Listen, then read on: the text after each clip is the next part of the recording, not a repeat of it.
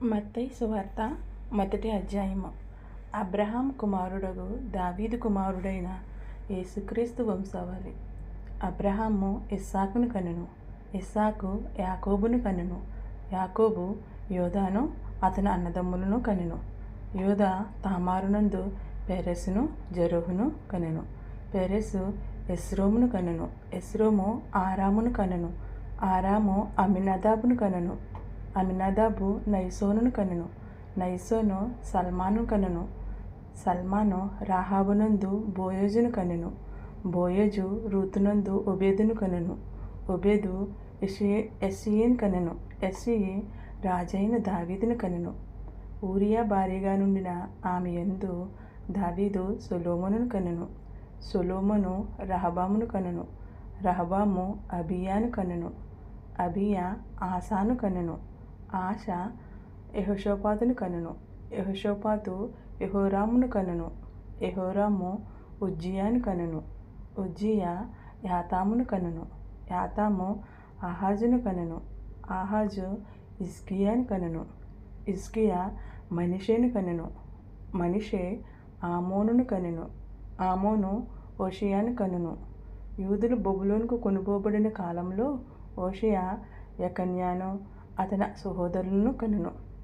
బబులోనుకు కొనుపోబడిన తరువాత యెకన్యా షయల్తీయేలును కనెను, షయల్తీయేలు జెరుబ్బేబెలును కనెను, జెరుబ్బేబెలు అబీహూదును కనెను, అబీహూదు ఎలియాకీమును కనెను, ఎలియాకీము ఆజోరును కనెను, ఆజోరు సాదోకును కనెను, సాదోకు ఆకీమును కనెను, ఆకీము ఎలీహూదును కనెను, ఎలీహూదు ఎలియాజరును కనెను, ఎలియాజరు మత్తానును కనెను, మత్తాను యాకోబును కనెను, యాకోబు మరియ భర్త అయిన యోసేపును కనెను.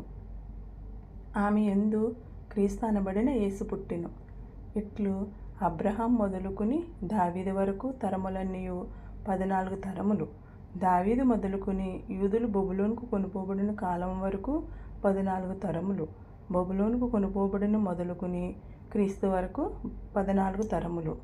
యేసుక్రీస్తు జనన విధమెట్లనగా, ఆయన తల్లి అయిన మరియ యోసేపునకు ప్రదానం చేయబడిన తరువాత వారేకం కాకమునుపు ఆమె పరిశుద్ధాత్మ వలన గర్భవతిగా ఉండెను. ఆమె భర్త అయిన యోసేపు నీతిమంతుడై యుండి ఆమెను అవమానపరచనల్లక రహస్యముగా ఆమెను విడనాడ ఉద్దేశించెను. అతడు ఈ సంగతులను గూర్చి ఆలోచించుకొనుచుండగా, ఇదిగో, ప్రభువు దూత స్వప్నమందు అతనికి ప్రత్యక్షమై, దావీదు కుమారుడవైన యోసేపు, నీ భార్య అయిన మరియను చేర్చుకొనుటకు భయపడకుము.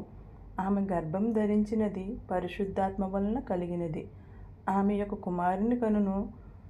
తన ప్రజలను వారి పాపములో నుండి ఆయనే రక్షించును గనుక ఆయనకు యేసు అని పేరు పెట్టుదవనెను. ఇదిగో, కన్యక గర్భవతి అయి కుమారుని కనును. ఆయనకు ఇమ్మానుయేలని పేరు పెట్టుదురు అని ప్రభువు తన ప్రవక్త ద్వారా పలికిన మాట నెరవేరినట్లు ఇదంతయు జరుగును. ఇమ్మానుయేలని పేరునకు భాషాంతరమున దేవుడు మనకు తోడని అర్థము. యోసేపు నిద్ర మేలుకొని ప్రభువు దూత తనకు ఆజ్ఞాపించిన ప్రకారం చేసి తన భార్యను చేర్చుకొని ఆమె కుమారుని కను వరకు ఆమెను ఎరగకుండెను. అతడు ఆ కుమారునికి యేసు అని పేరు పెట్టెను.